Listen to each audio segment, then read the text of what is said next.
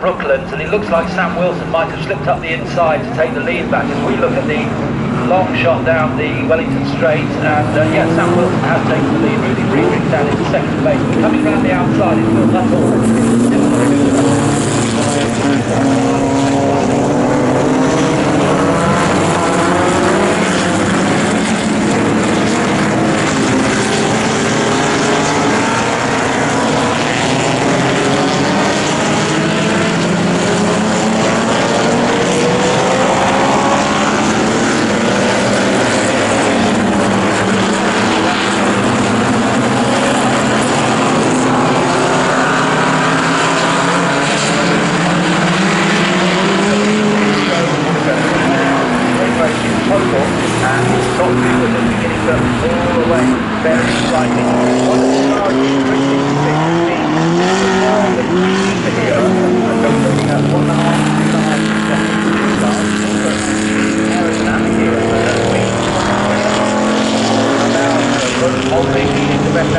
Mid-engine cars and active time were mostly successful, but we have got quite a few non-engine cars in the field as well. But it is the motivating Sam Wilson in front of Rudy Friedrich, holding on well in second place. Big wide line, Will Nuttall in third position as he tries to make up the most of that on this lap. But let's see how Sam gets on here, because he put together a very good whole lap yesterday and he's already beginning to open up the gap just a little bit more over Rudy in second place and Will Nuttall in third. This will give us an idea of the lap times and the gaps between them. Wilson certainly quicker than the other two. He has gained about a second on that lap compared to his opposition. And we're also going to try and keep an eye on Andrew Haddon in that Scarab that ended up starting from the pit lane. Not quite the spot where he is yet, but we'll keep an eye on that and see if he's able to make up some ground.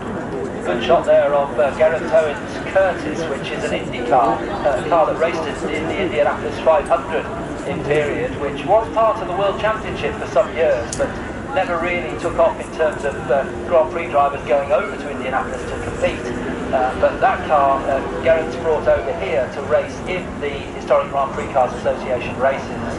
We now see car number 53, which is Justin Mayer's Cooper T53, but back with the leaders again. Even on the straights and under braking, the drivers twitching as they go deal with these really difficult conditions.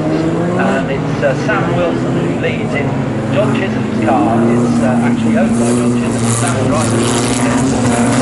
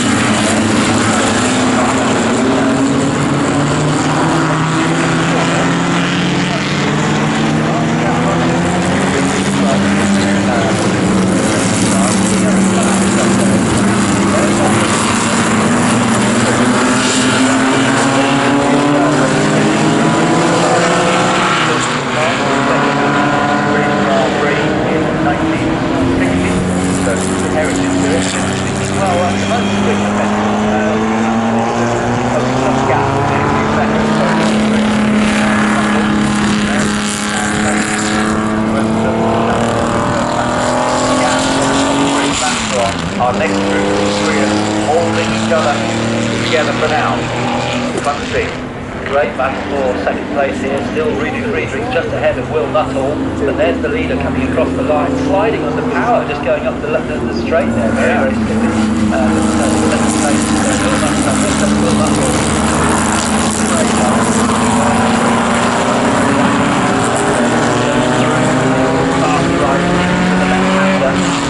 Building up here for a challenge into the village onto Rudy opening up, he's going to be a bit later on the brakes. Yes, he's going to go for the wide line and then cut back or try and get alongside, but just can't get the traction.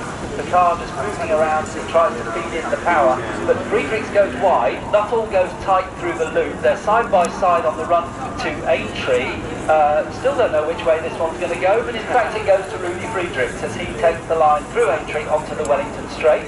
But Will Nuttall will have another go, going down into Brooklands, I'm sure, as they come down towards the left-hander. Nuttall's got the inside line, that's the favoured position if the track's not too wet, but actually he can't do it. A big deep line from Nuttall. I know he's going for those quite wide lines. He comes back again, as you say.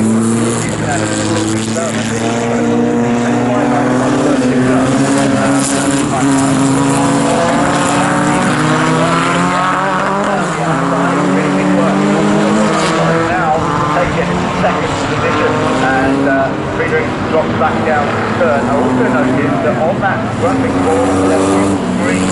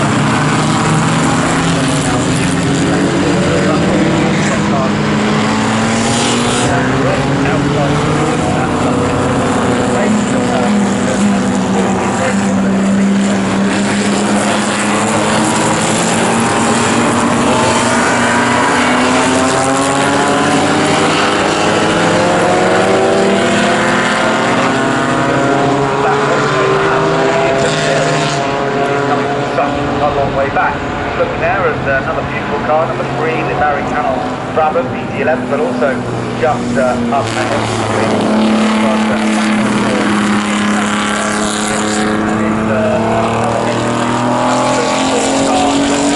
Maserati 250S, gorgeous Maserati. The ex-Canberra car, that particular one, John Spears has won at France Hatchery not so long ago in this Maserati 250S. A period of the 1950s that the 250S was such a successful car, and some of the all-time greats, Sterling Moss won that one last year, drove that the Maserati 250S and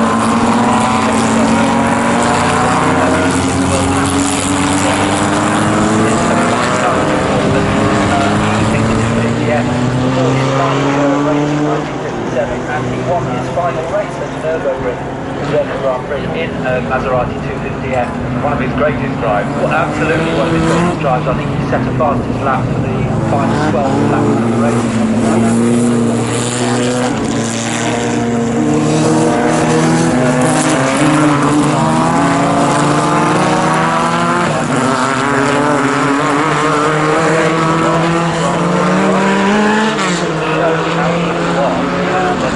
Up eventually by the Mercedes team, and he drove alongside Patrick. Never won the World Championship, but won the British Grand Prix, yeah.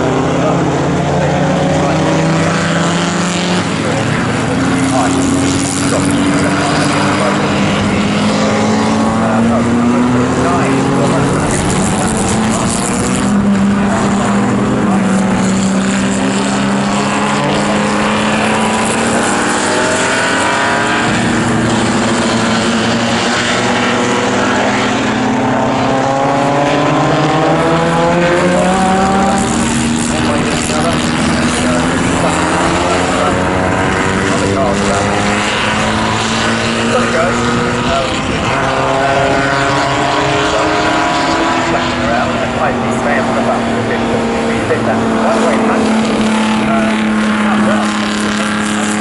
Number 30 out.